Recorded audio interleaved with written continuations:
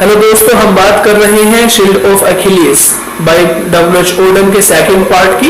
ये इसका second part है, तो शुरू कर लेते हैं कि the mass and majesty of this world. Mass माने पॉपुलेशन के आएंगे और मैजेस्टी माने जो अमीर तबका है, जो अमीर लोग हैं, उसमें किंग हो सकते हैं, उसमें प्रीस्ट हो सकते हैं, उसमें जो दूसरे पैसे वाले लोग हैं, हर वो आदमी हो सकता है।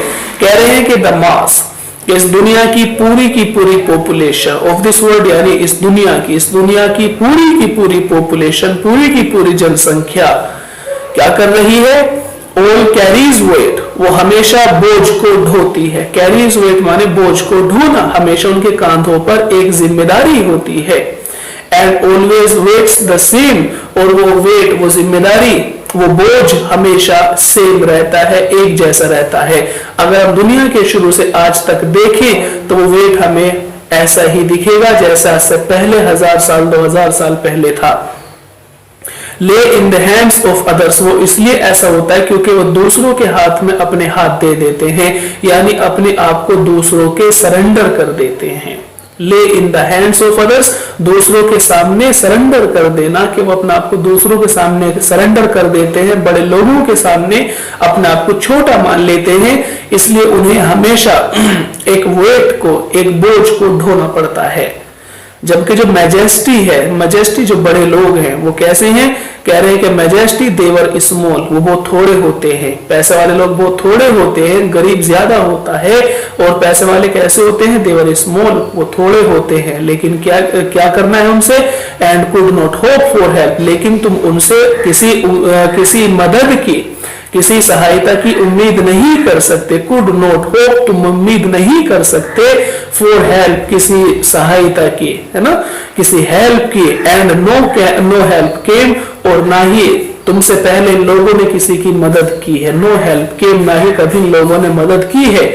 कि जो छोटा सा तबका है अमीर लोगों का, जो हमेशा शासन करता है, बड़े लोग जो है, जो छोटों को दबा कर रखते हैं, तो तुम उनके सामने अपना आपको सरेंडर मत करना, क्योंकि ना तो वो तुम्हारी मदद कर सकते हैं और ना ही पिछली यानी पास्ट में उन्होंने किसी की मदद की है। नो हेल्प केम, यानी पास्ट में भी किसी की मदद नहीं की।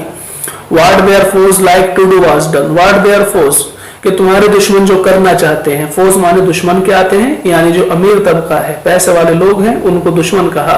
कि तुम्हारे दुश्मन, तुम्हारे लीडर जो तुम्हारे साथ करना चाहते हैं, लाइक टू डू, जो कुछ करना चाहते हैं, वाज डन, वो सब वो कर जाते हैं।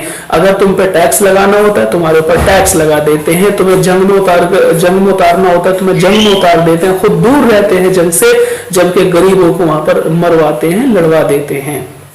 तो ये कह रहे हैं कि जो तुम्हारे दुश्मन करना चाहते हैं, वाज डन, वो सब वो कर लेते हैं। और ये क्या है तुम्हारे लिए? देयर शेम, ये तुम्हारे लिए शर्म की बात है, कि तुम्हारे लिए शर्म की बात है कि तुम उन लोगों की बात में आ जाते हो। ये तुम्हारे लिए शर्म की बात है। Was all the roast could wish, और ये वो सबसे बुरी से बुरी वो चीज हो सकती है, could wish, जिसको इंसान सोचता है।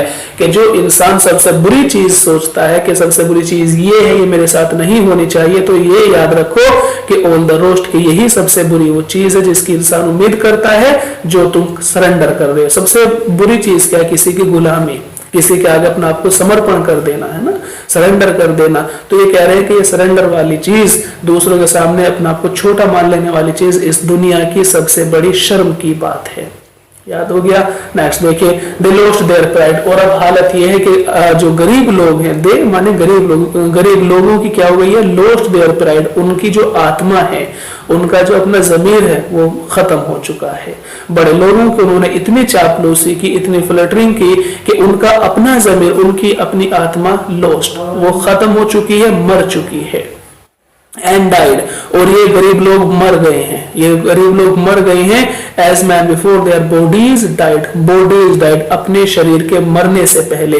कि ये गरीब लोग गुलामी की जंजीरों में इतना जकड़े हुए हैं कि ये अपने शरीर के मरने से पहले ही मर चुके हैं, यानी इनकी आत्मा मर गई है, बस इनके शरीर हैं जो जिंदा लाश की तरह नजर आते हैं। क्यों है ऐसा?